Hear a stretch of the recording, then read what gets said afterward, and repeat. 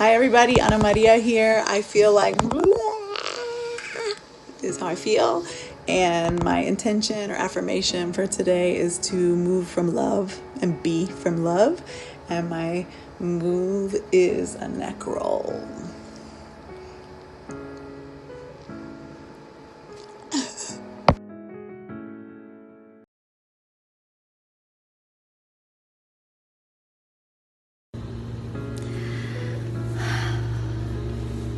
Hello, my name is Angela Gallegos.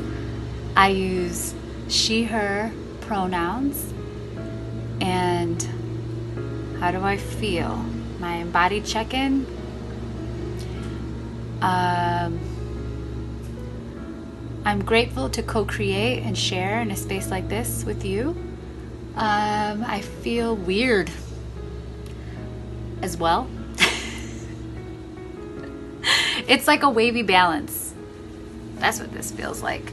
It's moments of strength and moments of weakness, moments of rest, and then I'm just like busy as hell. And being okay with all of it.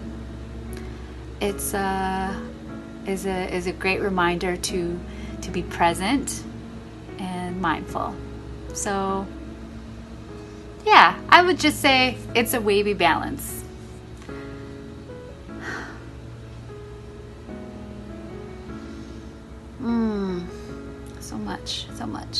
So many emotions.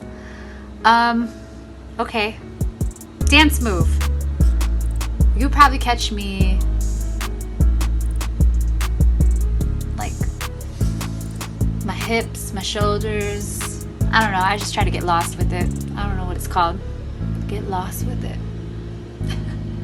All right, whatever. I love you. Bye-bye.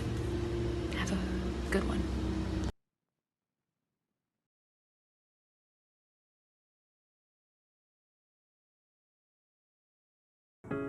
Hi, I'm Michelle Taboo, and this is my embodied check-in. My pronouns are she, her, hers. And at the moment, I'm feeling exhausted from all of the new household responsibilities I've taken on, from managing the expectations of my children, to everything that's going on in the outside world. But I'm also feeling really blessed to be quarantining with a family of 4 that loves me and supports me. My favorite social dance move at the moment is the whoa. And my affirmation is I am resilient. And my intention is that you are motivated to get through this quarantine peacefully, healthily, and with a better vision for a future that far, far, far surpasses the normal that we left behind.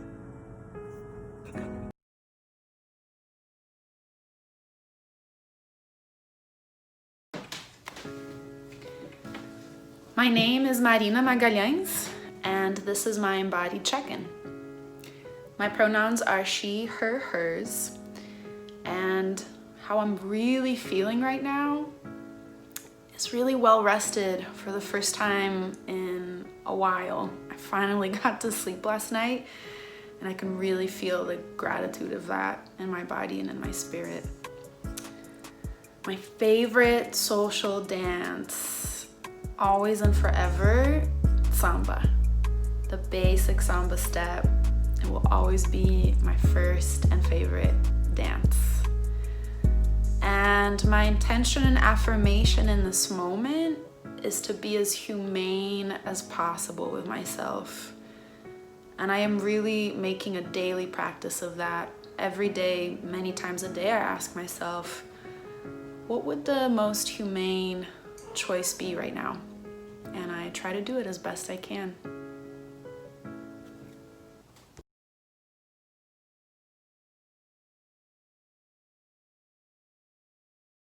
Everyone, my name is Deidre Cooper, also known as Crucial the Liberator, or Crucial for short, and this is my embodied check-in. So my pronouns are she, her, and the homie.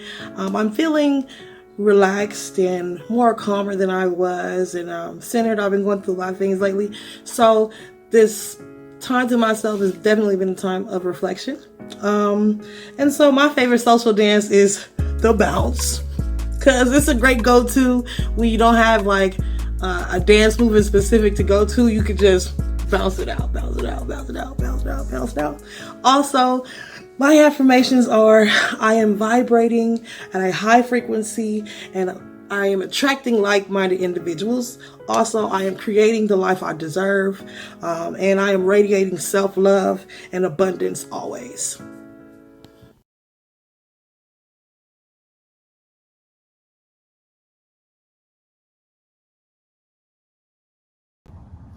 Hello, my name is Jade Sharon, and my gender pronoun is she and her. Today, I am feeling hopeful, and my favorite affirmation or intention that I set for the day is, I say to myself, you are more than enough. You are more than enough to accomplish anything you set out to accomplish today. You lack nothing, only abundance. And my favorite social dance would have to be the Millie Rock. Hey, hey, hey, hey.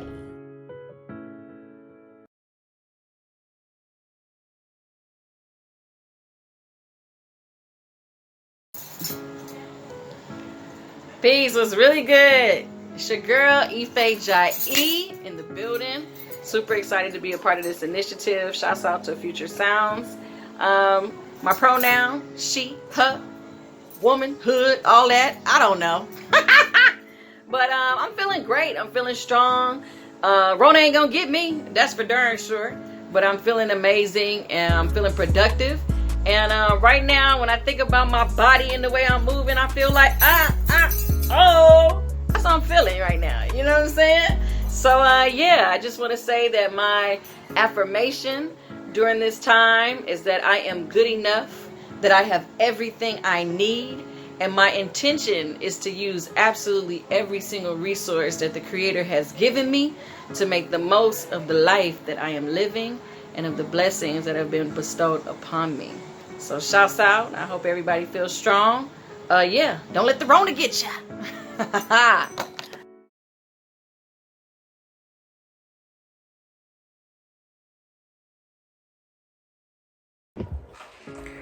Hey, what's up? My name is Jabari Gilliam. My pronouns are he, him. And during this quarantine, I have been feeling very up and down, sometimes very good and very happy and very vibrant. It's very social, and sometimes very anxious and very overwhelmed and very down. It kind of like fluctuates. I never know when it's going to come and when it's going to be great and when it's going to be rough. But, you know, getting through it day by day. My favorite social dance move is the City Rock. Hey. Hat. That's been the one that's been kind of like in my body right now. An affirmation for post-quarantine, post-pandemic is to just live my life with full purpose and full joy, really living in the moment and of course being safe, but really taking all the opportunities to be with people, be with friends, and to live life greatly. Yeah, that's me.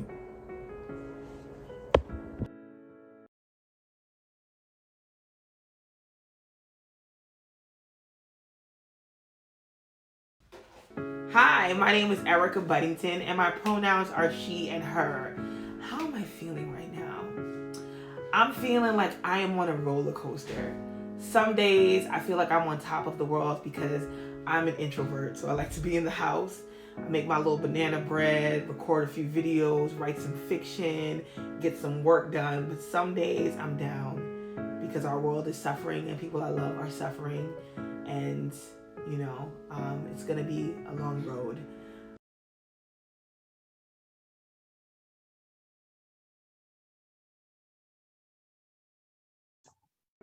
Hey everybody, my name is Dee Dee Delgado, and this is my embodied check-in.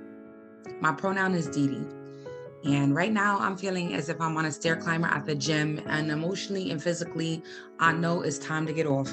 But everyone's watching me, even though they're really focusing on their own fitness goals, and there's a strobe light and party smoke, and I'm still not sure what the source is. But hey, We're all at the pandemic party and there's this peer pressure to perform activism. Yay.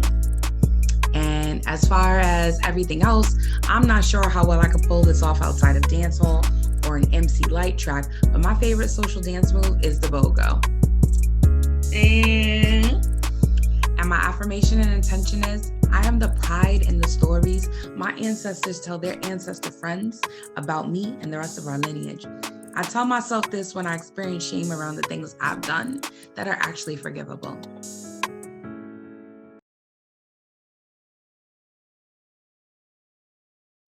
Hi, my name is Sejani. I am 9 and my pronoun is he, him.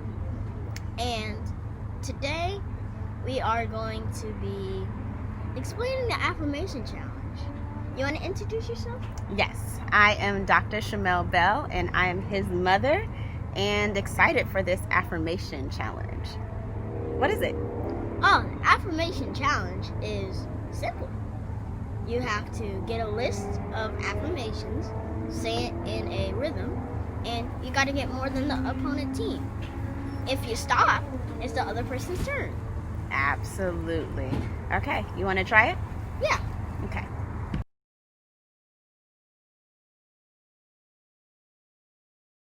Let's show our affirmations. You ready? You want to go first? I'll go first. I am love, I am joy, I am radiant, I am powerful, I am beautiful, I am amazing, I am fantastic, I am overwhelmed is not good. Okay, your turn. That was 7. Okay, my turn. I have 7? Yep. Okay, your turn. I am amazing. I am powerful. I am optimistic. I am love. I am powerful. I am... Wait, did you say powerful twice? I won! All right, you all, show us your affirmations.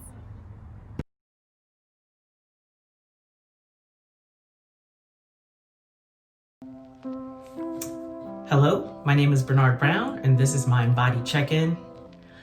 Pronouns are he, him, his, they, them, theirs. And right now, I'm really feeling tired, with a little bit of anger, confusion, but grounded in gratitude. My favorite social dance is the Humpty dance. You cross your legs, hop out, and groove with it.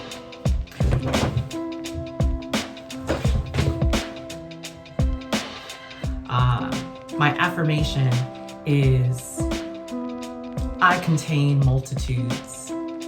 My intention is to move forward with grace, empathy, and compassion.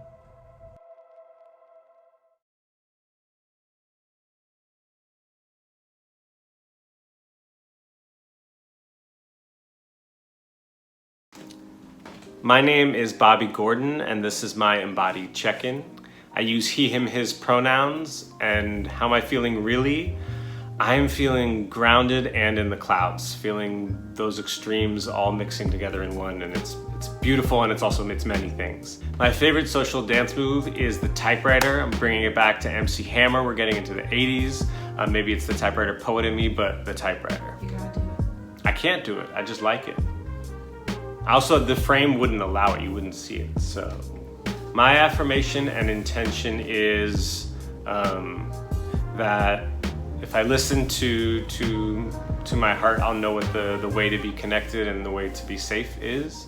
And my intention is to add breath into every step of my day.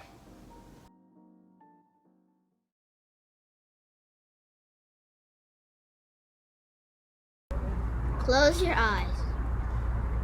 Imagine a blue bubble of protection around you. I want you to get that affirmation that we did earlier and hold that in our body. I want you to take our series of breaths. Breathe in, breathe out. Breathe in a little deeper, breathe out. And now, I want you to use those affirmations that we've been holding and breathe deeply as we can Breathe out. You may open your eyes. Thank you for that, Sejani.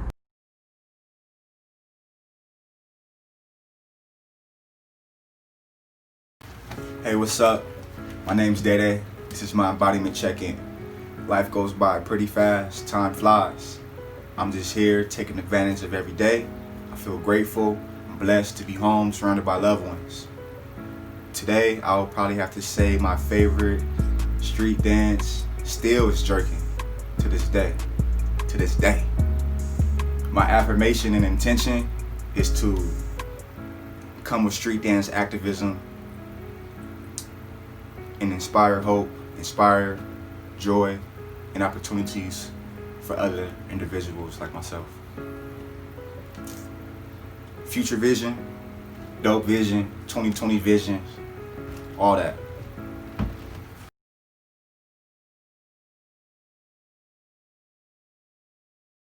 Hey everybody, my name is Crystal Torres, and this is my embodied check-in.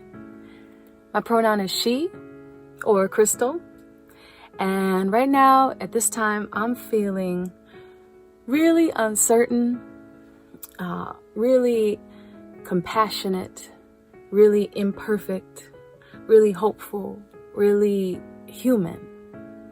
And my favorite form of expression is gratitude and melody and lyric. And currently the affirmation that's keeping me alive is make friends with the moment, as well as I am enough, you are enough, we are enough. As we stand, as we are in this moment right now, we are enough. And my intention is to inspire, empower, and live life knowing that I'm my ancestors' wildest dreams.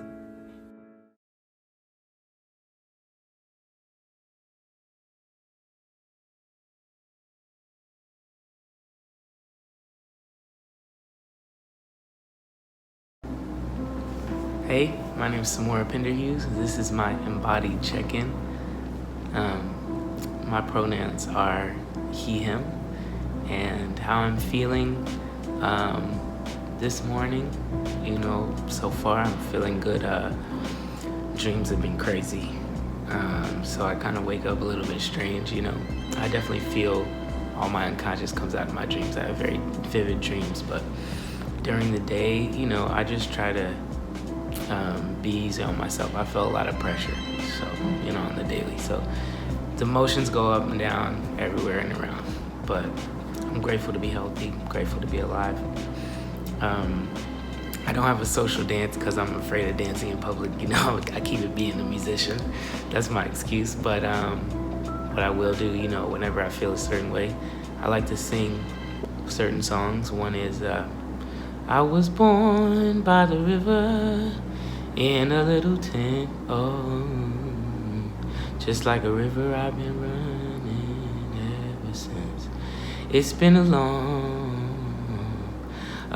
time coming, but I know a change gon' come. Oh, yes it will. And my affirmation, just be kind. Be kind to yourself, be kind to others.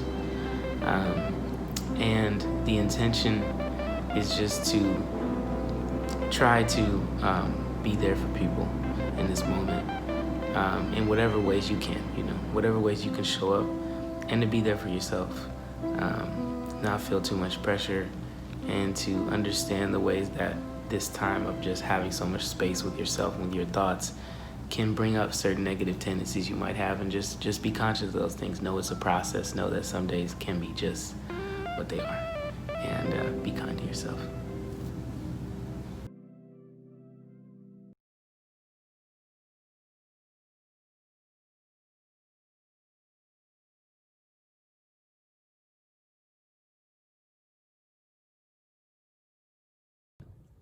Hi, my name is Maceo Paisley. This is my embodied check-in. How I'm really doing is I'm sitting in the complexity of the moment, thinking about the things that I miss from the way things were and what I would like to leave behind. I hurt my back earlier this morning, so I'm also just feeling into the sensations that come with lower back pain. And with that in mind, my favorite social dance is upper body. It's cooking.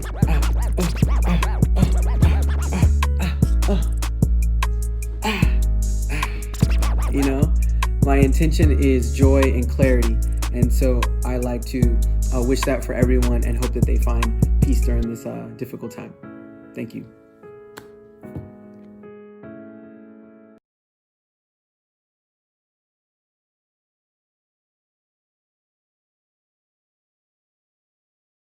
Hi everyone, my name is Olivia Audsley of the Dartmouth Student Union. My pronouns are she, hers, and this is my embodied check-in. So first off, I am feeling a wide range of things. I think my dominant emotion right now is anger. I think I'm angry at how this pandemic is being handled. I'm angry at how we're consistently letting down the most marginalized among us. I'm angry that Black people are being killed left and right. I'm just angry and tired. And I think it's incredibly difficult to process all of these different sources of grief right now. So I'm extremely thankful for my community and lending as much support as I can and receiving and giving as much love as possible right now to my community members and loved ones who are being affected by this. But I'm also really, really energized by the mobilization that has occurred, both in terms of the pandemic and anti-Black violence going on right now. I think finding new ways to connect virtually has been an extremely eye-opening experience that has made our organizing stronger and has made our connections stronger as well. So that is an uplifting thing out of this. My favorite thing is I've been writing like love letters to friends and family, or love texts, also just to remind myself of the people I have and remind them that they are valued and loved, and just opening every conversation with a statement of support and a statement of love has been really, really wonderful for me, as well as writing physical love letters to people. That's been great. And my affirmation and intention is that I am enough and I am doing enough. I think the productivity push during the pandemic that we see from mainstream media is extremely harmful. And while we cannot delay our actions and, take things submissively, it also is so important for us to rest and to support each other right now. So yeah, those would be my affirmation and intention, and this has been my embodied check-in. I encourage you all to do this yourself. Thank you. Bye.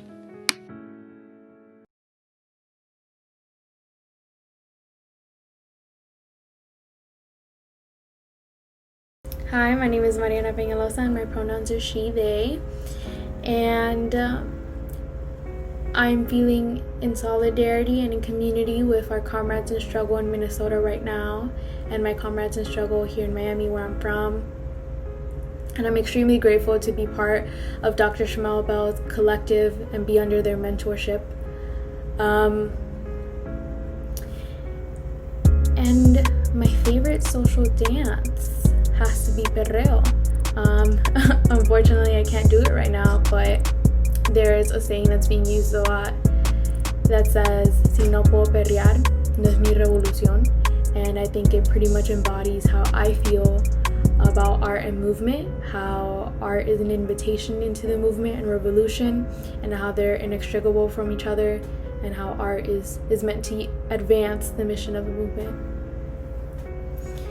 My affirmation and intention. My affirmation is that I will be free, we will all be free, and the intention that frames that is a commitment to a radically alternative future and a radically alternative world and relationship with each other. And a lot of that has to do with building healthy, sustainable, accountable relationships with each other.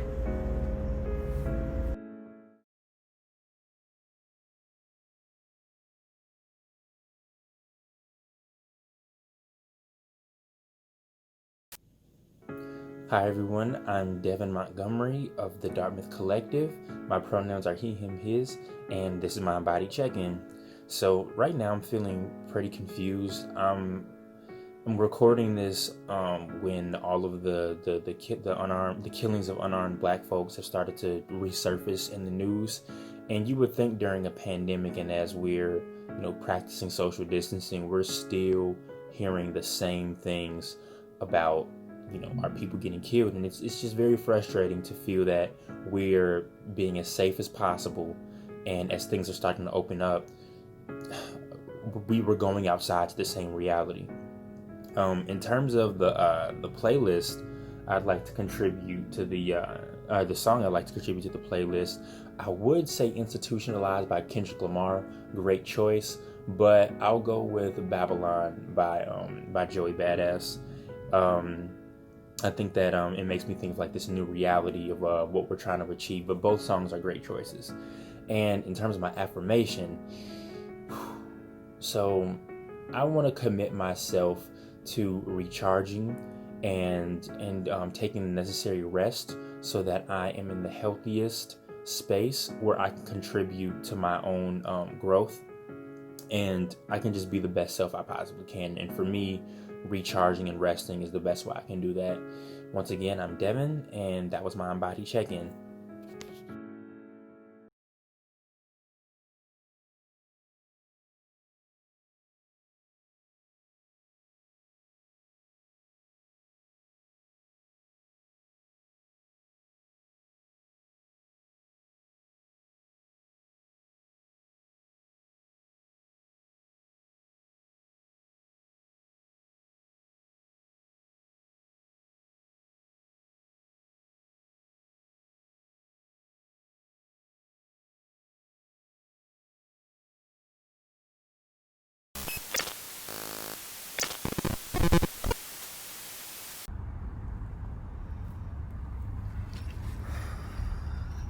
Hi, I'm Dr. Shamel Bell.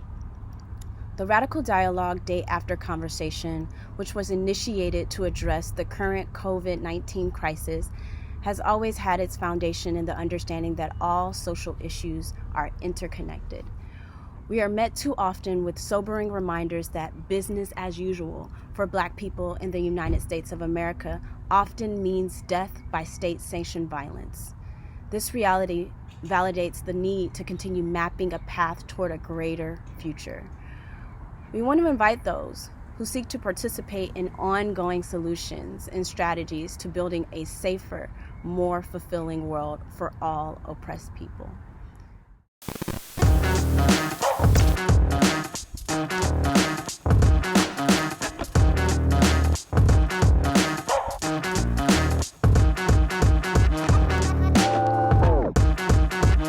My name is Dr. Shamel Bell. I'm a mother, scholar, street dance activist, and community organizer. I eagerly welcome each and every one of you to this critical conversation. Before we start, I want to take a moment to acknowledge the indigenous people on whose land we reside. Los Angeles is the home of the Tongva people. For those outside of LA, learn more about the people whose land you live on.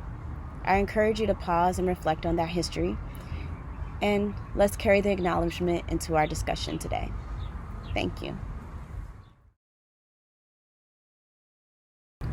A few months ago, life as we knew it was suddenly jarred by a virus called COVID-19.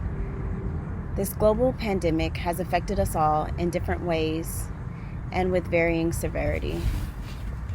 While the negative impacts of this virus are clear, and we continue to support those who are most impacted, we are collected here to reframe this conversation as an opportunity to define ourselves with what life after COVID-19 would look like. Partnering up with Future X Sounds, I've curated a group of healers, artists, organizers, and educators who have agreed to share their visions of what liberation looks and feels like. By including voices from multiple disciplines and experiences, we hope to come out of this dialogue with an expanded vision of freedom, intangible tools, and actions to contribute to our and other colonized peoples' centuries-long journey towards liberation. So, before I ask Joel to introduce himself and some of our other storytellers, I just want to do a little bit of a humble brag on my friend Joel. So, he was born and raised in the Bronx. He specializes in moderating and leading conversations surrounding race, masculinity, mental health, creativity, and the performing arts, with love at the center of his work and purpose. Yes, he has a dope book. It was the book about things I will tell my daughter. And another one, God Wears Do-Rags Too. I love that. Yes, so he has a TED Talk on healthy co-parenting that has been viewed for like 1.1 million times or something like that. And he's worked with the Gates Foundation, featured on the Today Show, BBC News, Forbes, Medium, Huffington Post, like everything. And he has done spoken word and performed at the Apollo, different universities. He's just all around dopeness, but most importantly, just a very present human with so much love and so much to offer. So, welcome. Hey everybody, I'm Joel Leon. Super excited to be joining everyone in communion and community today. Myself, along with the wonderful Dr. Shamel Bell, will be leading a conversation where we will be talking about healing through art. We've brought together some amazing diverse panelists who we think really exemplify what it looks like to take your art form and find conducive ways to heal, really. And to be clear, we're also making the distinction between self-care and wellness and mental health, right? When we talk about mental health as the living embodiment of those who might be suffering from some level of like a mental health disorder or illness, such as like bipolar disorder, mood disorder, anxiety disorder, things of that sort. And really when we talk about healing and the self-care practice of like, what are the things we are doing that are creating more space for us to live healthier lives, physically, spiritually, emotionally, whatever the case is. So like this is not in replacement of, let's say, like a therapist or a therapeutic model, holistic treatment such as like, whatever, acupuncture, or even if you are going the more the psychotropic medicated route. This is not to say that this discourse will be a replacement of that, but more in addition to the work that we hope that the community will be doing. So like when we look at a self-care healing practice, that could be painting, dancing, journaling. I think even conversations serve as art. And so what we want to do is tap into these to these phenomenal human beings and have them share with us their insights, their thoughts, their ideas surrounding art, and how they've used their art as a means to find their own way of healing. So again, super excited. Stick around. We're going to ask a couple of questions and hopefully create what will be a very healthy dialogue and some really clear takeaways for the viewing audience, so that we all leave with a more a stronger sense of like what healing can look like, and how we can use our art to get us to a clearer understanding of what that can be for us. So let's get to it.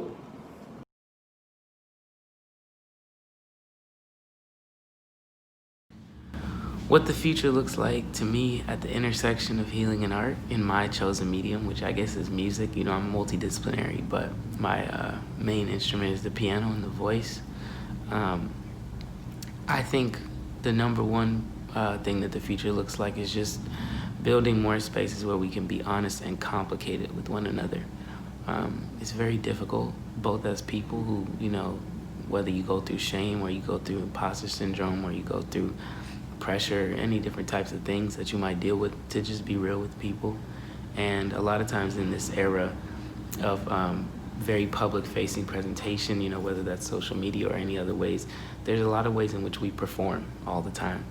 And I hope that in the future we will find ways to be less performative and to feel like we can be more honest about the complicated ways that we feel and the complicated people that we are, which I don't think really is able to really exist in the same way in the performative space that is online. I also think that I hope we will build more spaces for everybody to participate in music in ways that are just normal in a lot of other cultures, you know, in places like Cuba and places like, you know, all around the world. There's different places where I've been where music is just something everyone does, you know, and in a capitalist culture, it can be very much about product and about output. But there's something very spiritual and very essential about just like music and dance and art being something that is just the lifeblood, something that everybody is a part of, that they enjoy, but also that they participate in. And that you don't have to be, you know, excellent at or something to you know, we all sing, we all do these things, but I think there's even more greater ways that we can share and use it for healing. And to tell our stories and create a space where everyone is heard and listened to. And I also think that another way that healing can be presented or I see it working in the musical space is that it is an outlet for some very difficult, you know, things that we're going through. And music has always served to be that way. But I think there are some ways where it can be used even more. And I hope that we can start to see conversations even happening through music in these ways. I also think it can be used for a healing tool. I really like to, you know, ask people what their favorite songs are and give those to them. That music has a way that it can kind of spark memory in a certain way, whether that's a certain time period where that song was important in your life, or where a certain kind of cultural moment happened, and it'll bring you back to that. I think it can be a really beautiful thing for healing, for the access of memory, and there's ways in which we could use it in those ways more intentionally. I also think that music includes language, and language is incredibly important in the ways that we engage both with our institutions, our society, but also with healing. There's a lot of language that we use every day that has become normalized that is very harmful to ourselves and others. And there's a lot of language that keeps us in the structures that we want to dismantle, you know? So for instance, I'm working on a project right now around prison abolition and detention abolition, and you know, words like inmate are very damaging, but they're just very commonly used. And I think that the deconstruction of those words through language, the deconstruction of patriarchy and masculinity in a certain way through language, understanding what we deal with as men who are, especially, you know, hetero men as I am, the ways that we're taught a certain type of masculinity through embodiment and also through language. We can deconstruct these things through music and through the language of music. So this is what I hope we will continue to do as people, and obviously for myself as a musician. And I'm just happy to be in a community also. Community is the other thing that heals me the most. Yeah, so my medium is music. I always say I didn't choose music, music chose me. And this is a path that is like no other, and always full of challenges and uncertainty, that you have to just love it to be in it, you know. But right now, any performing artist or musician or, you know, even people who work in the recording studios, which I do all of the above, mainly playing stadiums and arenas, you know, and recording studio albums. Anybody who does this type of work, any type of performance art, we're all being faced with the challenge of being indefinitely unemployed, and having to find a new way to connect with our audience members, you know. So for me, a big challenge that we have to face, you know, which thank God we have the resource, we have to change and readjust our concept of connecting with an audience, from face to face, heart to heart, to a digital medium. And thank God we have this resource to do so, as we're doing right now, connecting. So the first healing measure, just starting right now for anybody who's a creative and who does performing arts, is readjusting our concept of connecting with the audience, you know, and focusing on gratitude for the fact that we have an outlet still. And possibly this may pose opportunities to connect in a much more authentic and a much deeper way, you know, because now we have the access, instead of just showing up to a venue or showing up to, you know, a concert, performing and leaving, you know, making a memory for one night. Like, we have a chance to connect directly from our creative minds into our screens, out of someone else's screen, directly to them, one-on-one, you know, in a certain regard. And this may change the whole way that we think of performing and of connecting, you know. So that's going to take an adjustment. But the future for me, and healing through the medium of music, I see a lot of that, a lot of digital ways of connecting, a lot of very direct ways of connecting with people. I also feel like, if you don't already do so as an artist, it now is the time more than ever to focus on ways to heal, ways to have more purpose and more message and intention in whatever music or art that you're putting out, because people need it. They need us. Healing and arts are synonymous, you know, and now we have a chance to be very direct. So I feel that could heal a lot and create a more ideal world that didn't necessarily exist before, you know, making our art more about connection, you know, and healing rather than being seen, you know. Thank you all. Godspeed. Super excited, incredibly excited to be sharing space and holding court with some brilliant minds in our community, tackling a very important, serious, impactful conversation. We're going to be talking about healing through art, and having this conversation with some wonderfully bright and beautiful artists of our time and generation. This has been a very tumultuous time, I think, for a lot of us, especially in the era of COVID. And while that is very much true, there's also another sense of opportunity underlying, and feeling like this conversation is a part of that opportunity about how we unpack our art and how we use our art as a means to heal ourselves and heal our community.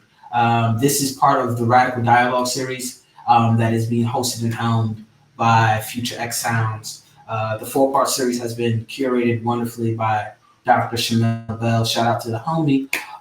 So everyone is here. If you're seeing these beautiful faces like I am, then I know you're probably stoked for what's in store.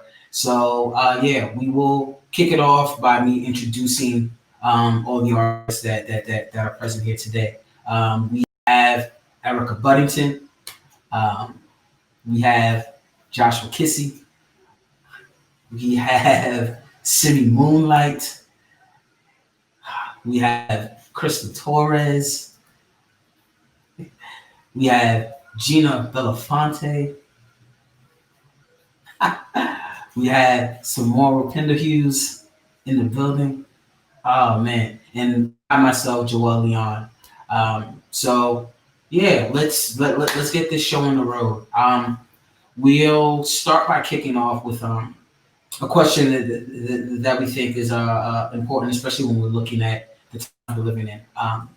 Why do we think it's important to heal ourselves in order to be a healthy community with others, especially during a global pandemic?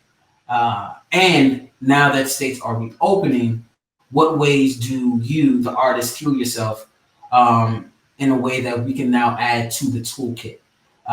So I think we will kick that line of questioning off with Samara, if you will, unmic yourself. Okay. Well, yeah, that's a really great question. And I think the most important thing for me is dealing with the context of uncertainty. I think a lot of times we don't really acknowledge the ways that uncertainty comes into our everyday lives. And at this moment in time, obviously, this is the most uncertainty that many of us have ever had on a day-to-day basis, and is really something that we all have in common. And living and sitting within that uncertainty can be a source of anxiety and a source of depression for different people, or a source of all different types of feelings, fear, all these different things. And we all have different ways that we deal with that uncertainty. So for me, I think the healing process, or just, the honesty process starts there. Trying to think about how can we deal with and bring forth this conversation around what does it mean to be or live within uncertainty? How can we support each other within the context of that feeling? So, I'm definitely a person that needs to talk it out, So for me, there's a lot of different ways to do that. I feel very lucky to be an artist that can be in conversation with others through art. And, especially being a musician that deals with language, a singer, a lyricist, language is a place where I find a lot of that. I find a lot of that in songs that I go back to. I find a lot of that in, trying to write, about the situation, or just write about something else so I'm not thinking about the situation. But I also think that just finding ways to build and hold space for really, really being able to be vulnerably honest with each other about that uncertainty and other ways we feel is important. And a lot of times the online conversation will feel like it's getting there, but it's not really doing that. We're still performing. And so, I'm hoping that in this moment we will find ways where we can, really find, be able to be vulnerably honest with one another. And sometimes I think that does have to happen in private. I think sometimes the social space or the public space can sometimes always feel like you're on display. And so I think building community in ways that you feel held and protected is also very important. I hope that started the conversation or what you were asking.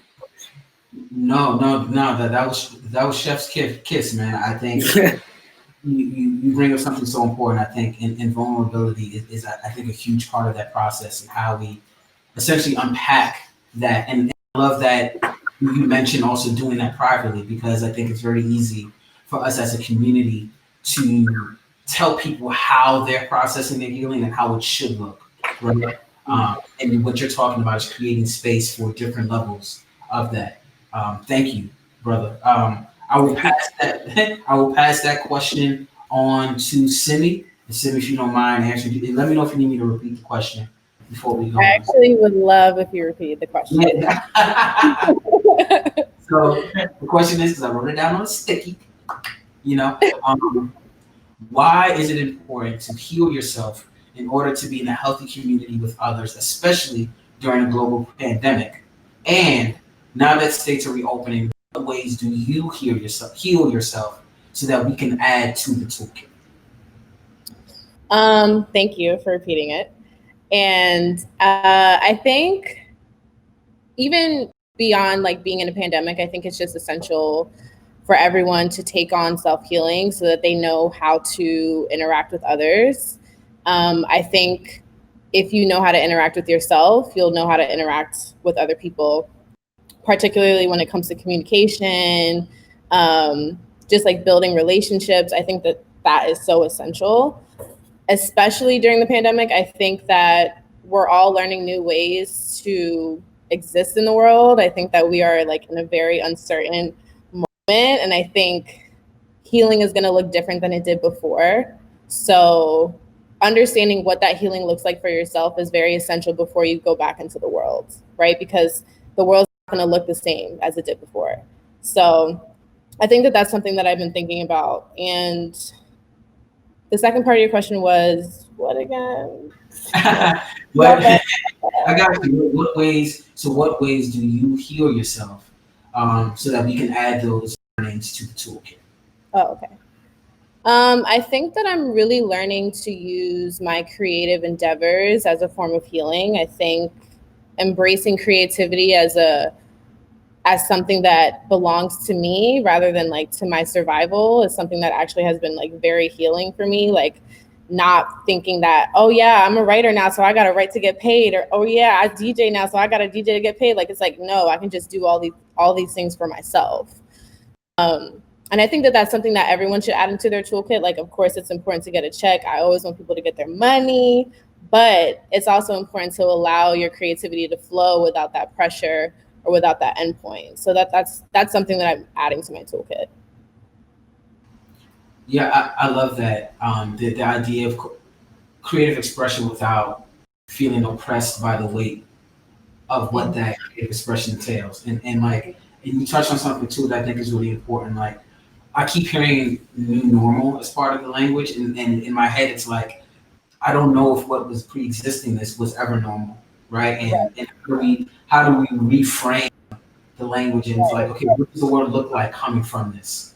Right. Yeah, see, this is why you're here, because we need that. Thank you. Need that. So, Mr. Kissy, we will move on to you. Let me know if I need to re-ask the question for you at all. You can go right in. I think healing is super important. Similar to the point earlier, I think it was important before the pandemic, during, and definitely post, right? It's an inward process. And I think once we know where we're kind of guiding and looking ourselves at, like we'll have a better temperature check of not only ourselves, but what's on the outside. So for me personally, my whole job as a photographer is to connect with people, right? But before I connect with people, I kind of need to make sure I'm right within to be able to do this job. But right now, I'm being most affected by not being able to have access to people and what that looks like. So I think even with that, there's innovation in how we commune and what community is in today's age, right? So I think it's just really important to make sure you're not coming in and kind of aggregating the problem or the issues, but rather coming in from a place of understanding, grace, recovery. And I think we need more of that right now, more than anything else. But just giving yourself time to like just have space and be present with it, because I feel like as creatives or as artists, even in a time like this, we're still looked at to innovate. Like you still have to create, even though there's a world pandemic going on. And I don't necessarily always think that's the right option. I love that. I love that, Joshua, because we are talking about presence and empathy, right? The more space that we can create for ourselves, right? And not just ourselves, but also our process, which are, I think, so uniquely intertwined. The more we can engage, right, in a way as creatives that allows for more healing. Yeah. You are spot on, sir. I love you for it. Next, we're going to pass this question on to the lovely Erica Buddington. Erica, let me know if you need me to repeat the question or if you just want to jump right in, good sister. Yeah, can you repeat the question? I got you. Thank you. Why is it important to heal yourself in order to be in a healthy community with others, especially during a global pandemic?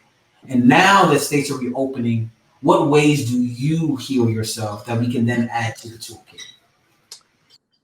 So when this pandemic started for me, really, it was early March.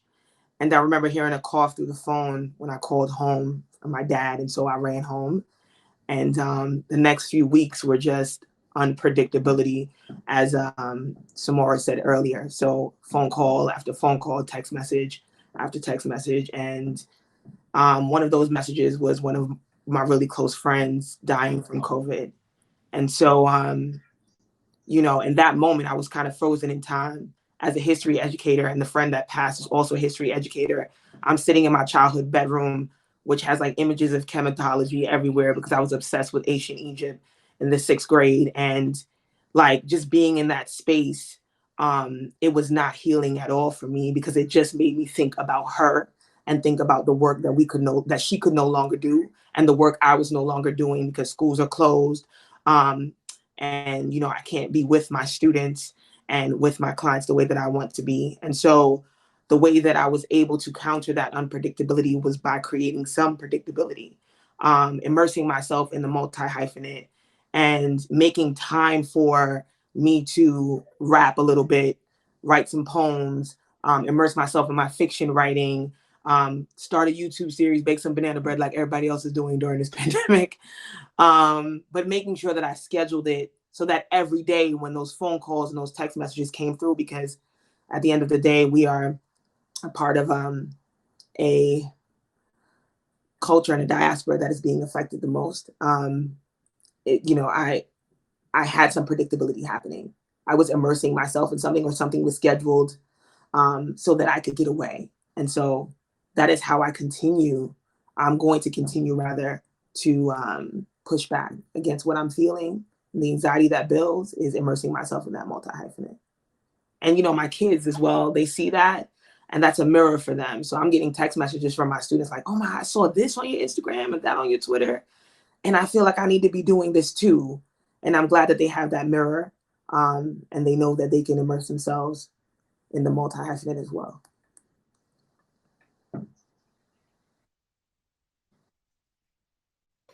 There we go. I was on mute real quick. Thank you, Erica, because that is so powerful. I think, especially at a time of not knowing, right, that the ability for us to be able to grasp on the things that allow us to feel some level of, again, you use the word so often, predictability, right? When people be talking about a normal, I love, again, like almost like a reframing of that, because something that we can go to that's like a routine, right? Like our practice, that is very much a part of how we get to show up as artists and as creatives. And then allowing that, I think you're doing that in such a way that's feeding not just your students, but also yourself, right? Because then it becomes like this reciprocal process of you feeding them hitting you, letting you know, like, hey, Erica, you know, or Miss Erica or Miss Butters, whatever your scholars call you, right? Like, there's that reflection, especially when we're talking about community that looks like us, that feels like us. I'm so glad you're here. Thank you. We will pose this question to Miss Gina Belafonte. Again, same question. Why is it important to heal yourself in order to be in a healthy community with others, especially during a global pandemic? And now that states are reopening, what ways do you heal yourself that we can now add to the toolkit? Well, I feel that no matter what is going on, to be in a healthy community, one needs to be healthy in order to not only contribute to the community, but also I would hope that a whole community would strive to not only be accountable for its own health, but to also be of assistance and of service to help in the healing of others. And healing is so personal. All of our traumas or our generational traumas are so varied and different, while we all share some very similar experiences. It's really quite different, but I feel that it's important to be accountable and to have self-responsibility, and to really find ways in which to have a deeper relationship with yourself so that you can be the outpicturing of what you want to see in the world. You know, since the pandemic started and we went into quarantine, I started facilitating guided meditations twice a day, every day. And I've been doing them since March 17th. And I have meditated before, but I wasn't a big meditator. I've been on a spiritual journey for before most of you all were born. And I thought immediately, what can I do to be of service in this time of physical isolation and physical distancing? And so I took to technology and thought I would guide people through meditations for just 10 to 12 minutes to have a reboot and a refresh and give people an opportunity to remind themselves of their humanness and to uncover feelings and thoughts and let sort of a meditative process and a journey help heal, so that people could find ways to be more in touch and less ashamed of feeling their feelings, and also to know that through the blessings of technology, which can also be very much a curse, we have been afforded an opportunity to come together in community in ways like we never have before. With all the division and all of the really hateful things that are happening in the world right now, there's also an incredible sense of hope and people wanting to come together and wanting to heal together and wanting to find ways to be resilient and move through this. And so the way in which one finds their sweet spot for healthiness and accountability is so varied, because the experience across the country, certainly, and across the world is very different, depending on so much that now we're extremely aware of, which is good, right? You know, the privilege some of us have of having a roof over our head and the ability to go shopping and get food, and God bless all those who've been in service to us, keeping our communities functioning. And so there's so much to be grateful for, and our experiences are so varied. You know, what's happening in California versus what's happening in Los Angeles or in Florida or in other places. And a lot of that also has to do with city governments and state governments. And we've been given an opportunity to learn quite a lot about how important our vote is at this time as well. So I heal during this process by being of service, and also to make sure I walk my talk and that I make space and time for me to create heart opening and to be creative and to let my artivism and artistic flow happen, and be in gratitude and hope. That's really, I guess, how I get through it. Thank you. Thank you for that, Gina. I think that's so wonderful. Especially like, and it feels very similar to what Erica was speaking to earlier as well, right? When we talk about merit, we said something about reflecting, right? Reflecting what we want to see in the world by essentially being that thing.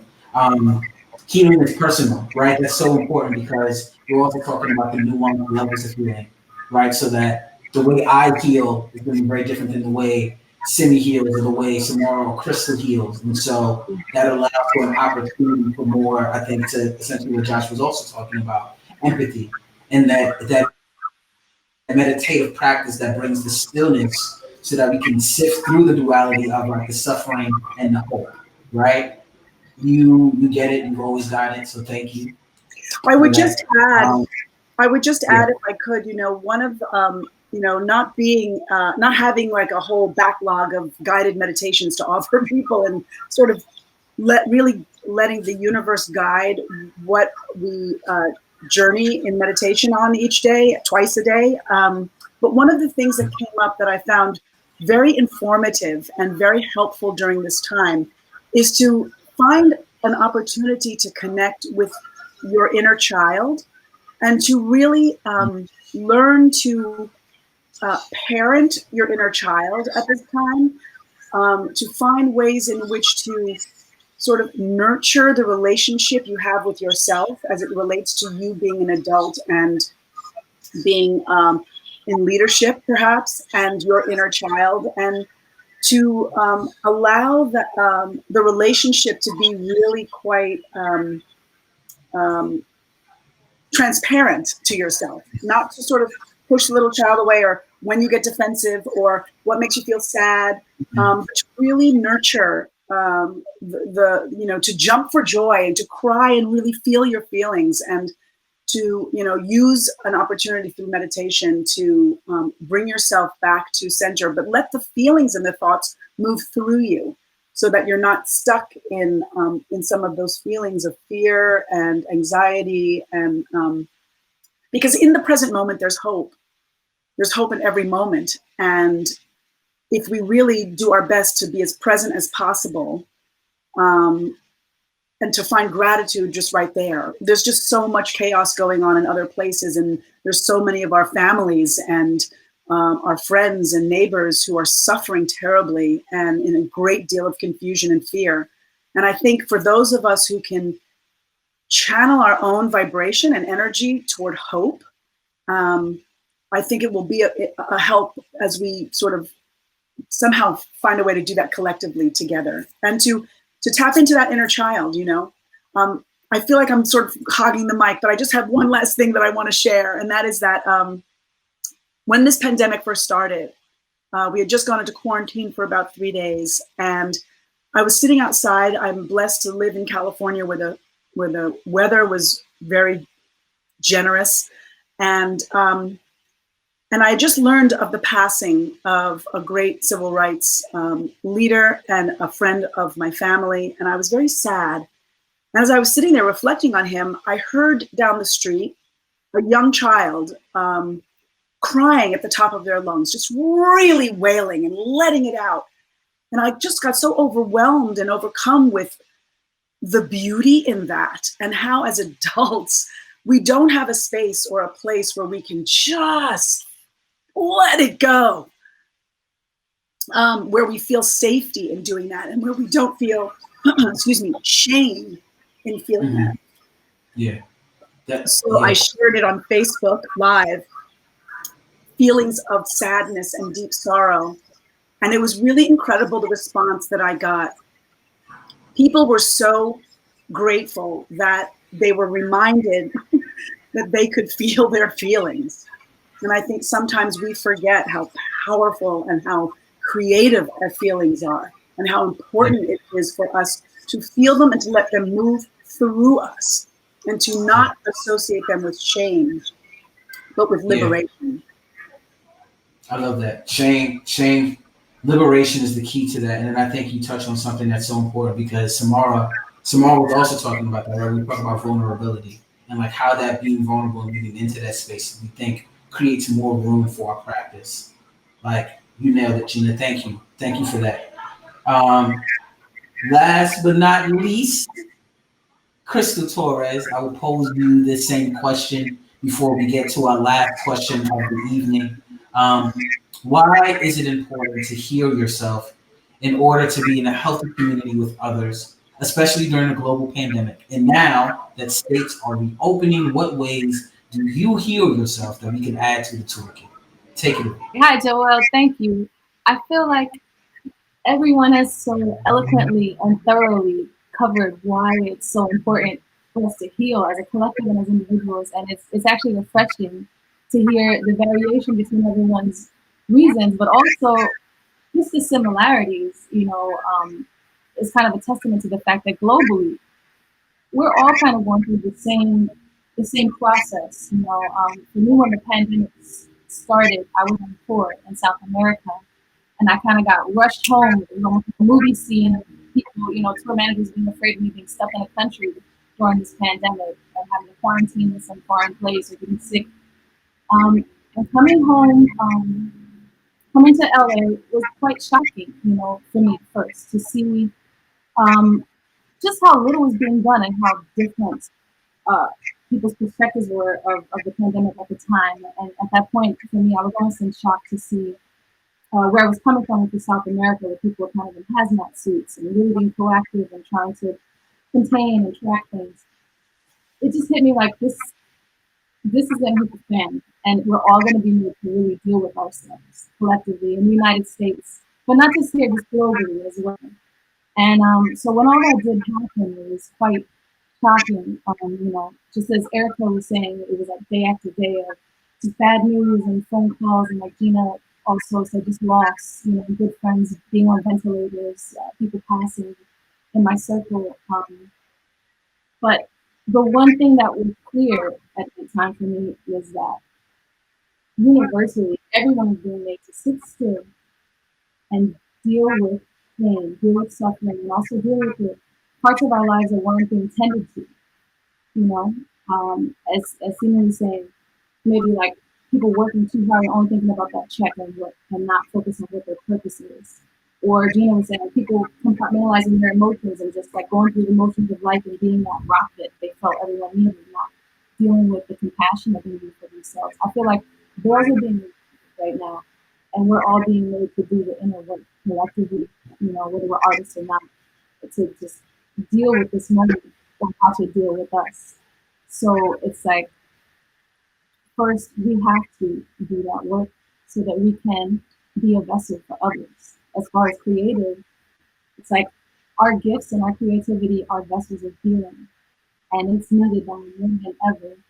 And as so many of everyone was saying, like, we can't be resources, we can't give from that well if it's dry, if it's not filled. So it's just important in order to be a resource.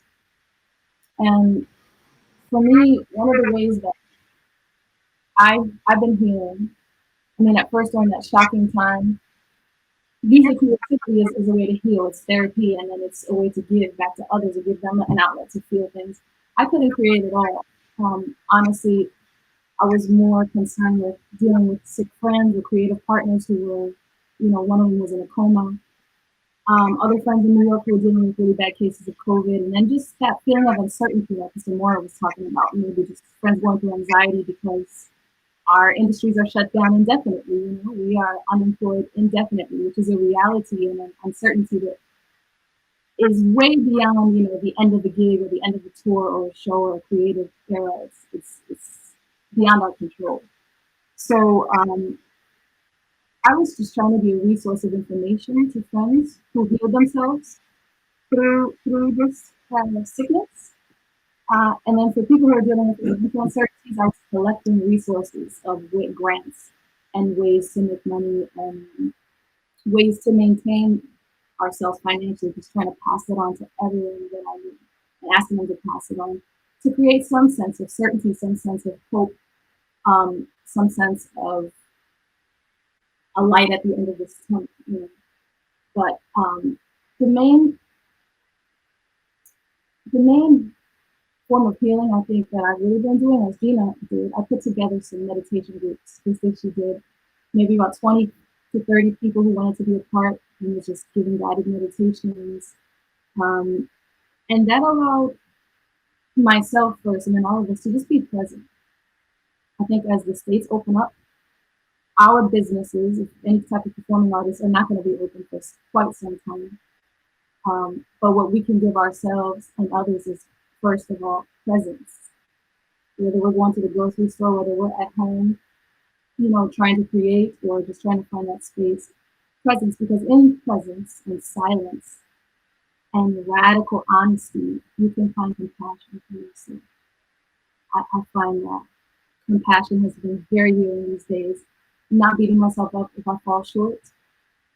If some days I'm really productive, great. If not, just celebrating the small victories and being focused on gratitude and what there is to have on outlets such as this. Crystal, thank you so much. That was such a wonderful answer, and try to unpack this as well as possible. Your meditative practice and how that's been healing for you. Well, what I think is so important is, in part of that, and I think it kind of brings together a lot of what we're communicating about, especially what the sister Gina was speaking to so eloquently, right? Sitting still so we can sift through whatever we may have possibly been avoiding pre-COVID and showing up for ourselves in this process. How you've also been of support, which I think is also a form of creativity, right? Like, you're being a resource for a community that generally at times does not have access. Like, how are we doing that for ourselves and for the collective, which I think is so important. Lastly, the radical honesty that you're talking about, not just honesty for the sake of it or like being open, but what is the next level of this honesty? Like we're talking about radical dialogues here, right? So, well, how are we showing up for ourselves in a way that creates more openness, which again is beneficial to not just the community, but the collective. Thank you. I see you. I hear you. Appreciate you. Last question of the night. Favorite. It's my favorite because it's a music question, and I love hearing people's choices. So we'll kick this off with some more. What's your favorite song? So my favorite song during this quarantine is a song I actually discovered during this quarantine. And it was a recommendation from another incredible musician that I love, Jenna Bell. Shout out to her. She's awesome. Amazing songwriter. And so she hit me to this artist, Quabs, and his song Perfect Ruin, which is just a song that I've been loving. It gets me inside my body, not thinking as much. It really takes me, it kind of allows me to ascend and just kind of feel all the things that I want to feel. Shout out to Jenna Bell for the awesome referral. Thank you. Thank you. We're going to move on to Simi Moonlight. Your favorite song we should add to the playlist of our toolkit. Yes. This is a hard question for me, and you know that because you know music is really, really my thing. But the song that I feel like has been really carrying me through right now is "Lovely Day," the classic. I feel like whenever I listen to that, I just automatically am in a good mood, and it's just great. So yeah. The legendary Bill Withers, the great one, R.I.P. Rest in power. Erica Buddington, what is your favorite song we should add to the playlist of our toolkit? So I've been listening to India Ari's Get It Together every single morning since I was like 15 years old. And it's because she has this line in here that says like from 15 years of like dealing with the pain. And of course at 15 years old, I felt like I had 15 years of pain. You know it. But right now, I just feel like that chorus is so relevant. It's like, do whatever you need to do to heal your heart and heal your soul, right? And like, I need to hear that every day. Yeah. I love that. I love the different variances of genres we got going on here. Gina Elefante, my sister, what's your favorite song we should add to the playlist of our toolkit? Oh, Gina, I think you're on mute. Yeah, you know, this is actually a really difficult one for me to answer because, well, there's a couple of reasons why. One is because I'm related to a musician and a singer, and so there's sometimes a feeling of obligation, but sometimes it also really rings true to call out some of the songs that I grew up with. But there's another part of me that wants to be like super cool and super clever on giving you like the. So I have about 8 songs, you know, and one of them is a song that my father wrote. And my father, by the way, for those of you who don't know, did not write most of the music he sang. But this one he wrote, and the reason why it brings me so much joy, especially during this time, is because it reminds me of actually my relationship with him and how he would talk about music so much. And my father was really excited about rhythm and introducing different rhythms to this hemisphere, that to the popular stage. And so he would always talk about 6/8 and sort of rhythms that bump up against each other. And he wrote a song called Turn the World Around. And for me, that song really resonates so much for me in terms of acknowledging our global human family. So it's called Turn the World Around. It's written by my father, Harry Belafonte. Yeah. But just to be a little off the rules, I'm going to give you the other 6. Is that okay? Can you cut it to 3? Can we do half of this? I'll go really super fast. Let's get it on. Let's Get It On by Marvin Gaye. The Revolution Will Not Be Televised, Gil Scott-Heron. 1960 What? Gregory Porter. Respect, Aretha's version, written by Otis Redding. Man Smart, Woman Smarter. My dad's rendition, but written by King Radio. Pink's Dear Mr. President, Fela Kuti, Teacher, Don't Teach Me Nonsense, and any song by Nina Simone. And also by Sonic Yogi, listening to Native American flute meditation music. It's really helped me.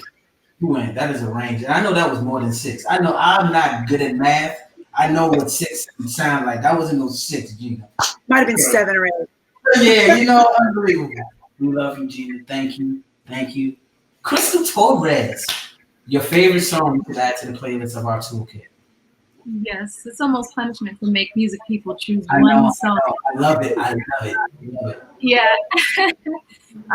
For something as times as these, I was going to choose Janae Aiko's Triggered meditation mantra, but if I have to choose one, it would be the all-time, one of my inspirations, why I songwrite, who just celebrated a birthday, one of the GOATs, if not the GOAT of songwriting, Mr. Stevie Wonder's Have a Talk with God. And for me, it's to have a talk with the God within right now. I heard that song, D-Nice was playing, spinning his music on his birthday, and it came on, and I hadn't heard it in so many years. It was refreshing to hear those lyrics. Yeah. Okay, last but not least, Joshua Kissy, my brother, what's your favorite song we should add to the playlist of our toolkit? Let us know. I'm thinking based on everybody's take, my favorite song I would add to the playlist would be Kendrick Lamar, We Gonna Be All Right. And I feel like that kind of fulfills everybody's kind of taste when it comes to where we're going and how we move forward as a community. So I listen to that to kind of feel connected. Okay. Thank you, everyone, for your patience, for your time, for your energy, for your warmth, for your love. You are appreciated. I appreciate y'all from the bottom of my little light-skinned heart. Before we go, I want to make sure I send a very huge thank you to the Future X Sounds team, and especially to Dr. Shamel Bell for putting this together, for putting these discussions together, for bringing us together, for creating community. I do not hesitate to say that I love you all. Thankful for your time and your presence, and continue to be still, continue to be in peace. Let's continue to lean on and lean into each other, and create beautiful music, whatever that music may be, whatever that creativity, whatever that process may be. Peace, love, and soul. Okay. I'm Joel Leon. This has been Healing Through Art. Arrivederci.